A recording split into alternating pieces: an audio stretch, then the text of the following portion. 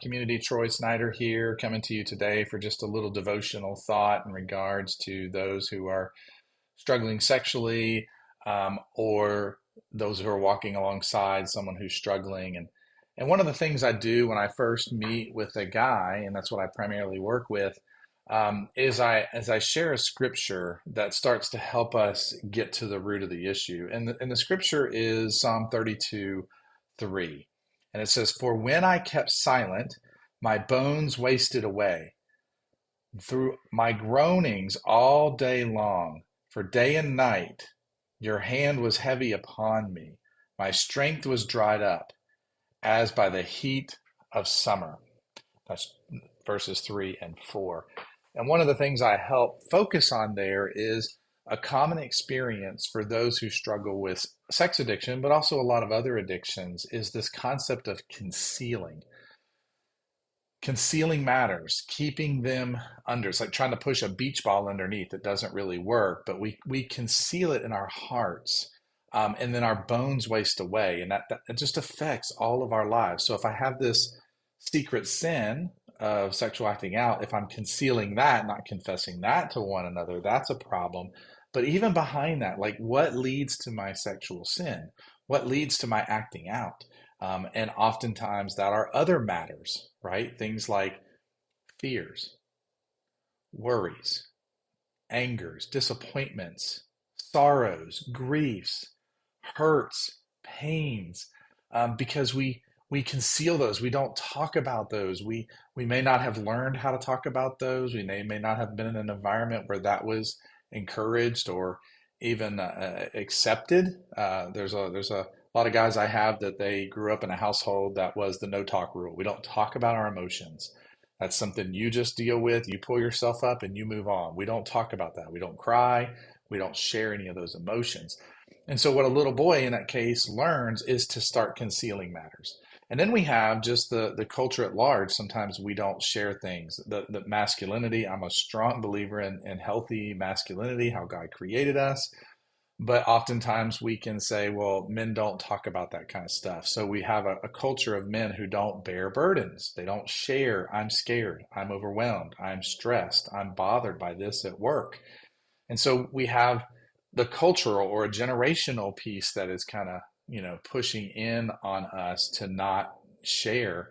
And even unfortunately, sometimes in churches, we get that idea as well. We come in, we smile, we shake hands, we say fine, things are okay, but the reality is we may just be having a very difficult week, and we don't share that. Well, where do those matters go? Those matters stay inside. They get concealed, and they build. And in this verse, he's talking about, some sins that you're concealing and stuff like that. But it says also his hand was heavy upon me. That sounds really harsh, but that's really a grace that God is doing. It's heavy upon you to say, bring it out, right? Come on, bring that out, talk about that. But boy, do we fight. We go, we can't share that. We have to put up pretenses. We have to look this way, or we have to, we can't share that stuff because that's so shameful or that's so wrong. And so what I tell my guys is that we need to start to look for that there are things that you're concealing. And then we look for what those are, and we give them permission to start to talk about those things. And we then helping them find out where that may have come from. We're not looking for blame shifting. We're just looking at for how they were trained so that God can retrain them and renew them and move them in a healthy direction. And so we start to identify what those things that are going on underneath, not just their sexual behavior, because when they come in my door, we already know that, and we know what we want to stop in that department. But what they don't know is what's causing and what's driving. And that's the stuff that we need to talk about. We need to talk about maybe some early abuses and how that affected them and viewed in their lives and how they view themselves and God and others. And they've been so ashamed to talk about that kind of stuff. Or maybe they just have other issues that are going on that they've just learned not to talk about, particularly emotions, the negative emotions. Most people don't have a hard time talking about positive emotions. We're having a new baby, or I just got a new car, or I'm excited about my team winning. Most people don't have a problem speaking about that, but the ones like fear and loneliness and worry and sadness and those kind of things are very difficult. And there's always causation to those things. There's always causation for those emotions. And I did another video earlier about kind of emotions are kind of a kind of an indicator light, right? I use the term is that the emotions in our lives are real and they need to be in the passenger seat, not in the driver's seat, because you can see if they're in the driver's seat, they're going to run everything, and we don't want that. And if they're in the trunk or they're not even in the car, you're not being fully human.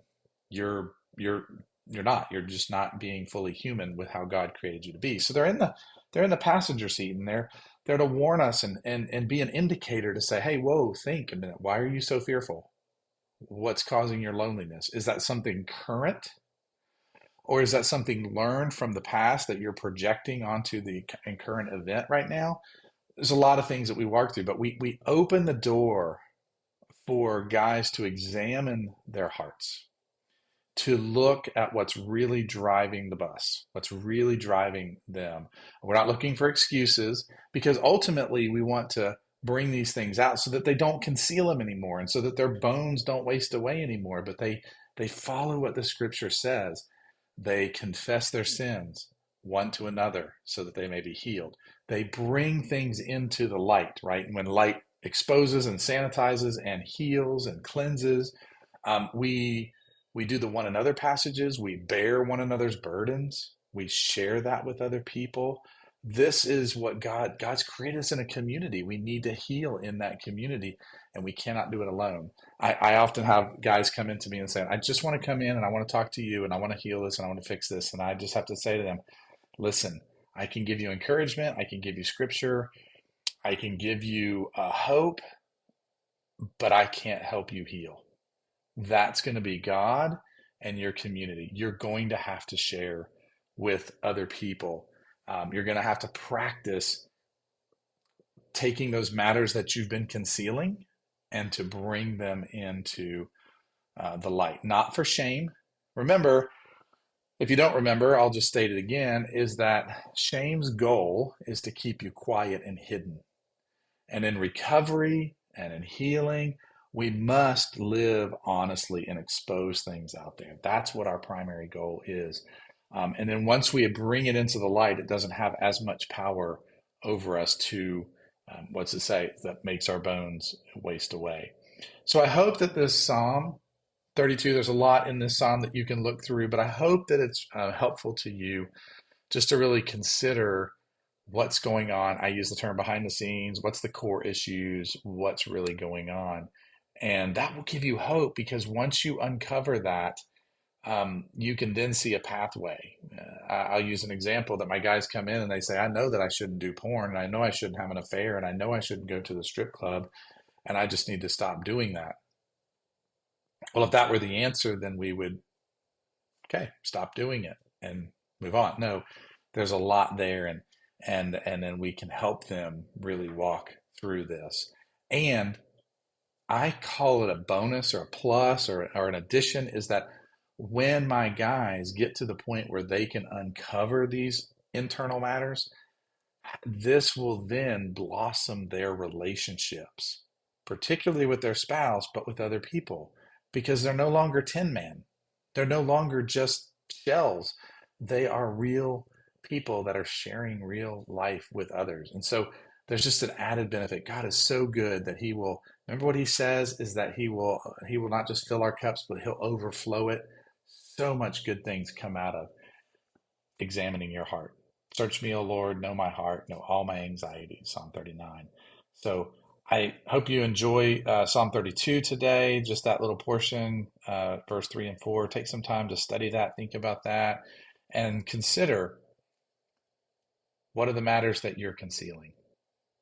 Consider asking others as your clients, what's the matters you're concealing, but also consider asking others in your life, what are you concealing? And encourage them to bring it into the light. Have a great day.